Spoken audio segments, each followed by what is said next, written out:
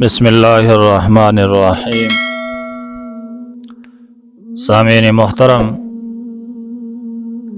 آج ہم ایک اہم ٹاپک پر بات کرنے والے ہیں،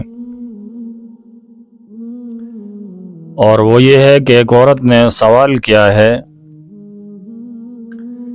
کہ جب ایک عورت کا شوہر مر جائے اور وہ عورت عدت گزارنے کے بعد دوسرا شوہر کر لے تو قیامت کے دن یعنی جنت میں وہ کس شوہر کے پاس ہوگی، پہلے والے یا دوسرے کے پاس؟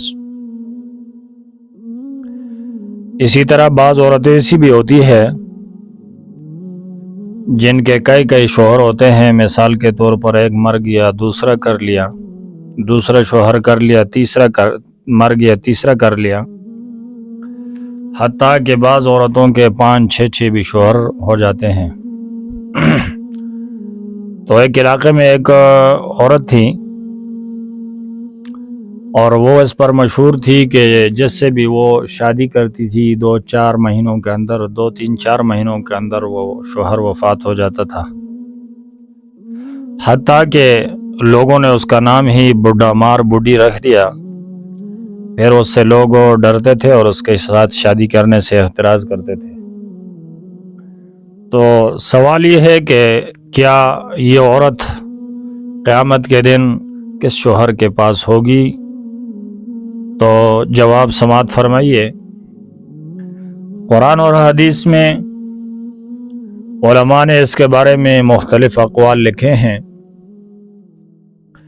سب سے پہلا قول جو راجح بھی ہے اور وہ یہ ہے کہ قیامت کے دن اللہ رب العزت ان سب کو صفوں میں ایک صف میں کھڑا فرمائیں گے، جو شوہر ہیں ان کو، اور پھر اس عورت کو اختیار دیا جائے گا کہ جس سے آپ چاہیں وہ شادی، یعنی جس سے آپ چاہیں وہ اس کو اختیار کر لیں، اس سے شادی کر لیں اور اس کے ساتھ جنت میں چلی جائے۔ تو سب سے بہتر قول یہ ہے کہ ان کو صفوں میں کھڑا کیا جائے گا اور عورت کو اختیار دے دیا جائے گا کہ جس کے ساتھ وہ خوش ہو اسی کے ساتھ جنت میں ہوگی۔ دوسرا قول یہ ہے کہ جس خاوند نے یعنی جس شوہر نے دنیا میں بیوی کے حقوق کا زیادہ خیال رکھا ہو اور اس کو خوش رکھا ہو اور اس کو ہر طریقے سے وہ اچھے طریقے سے پالا ہو، تو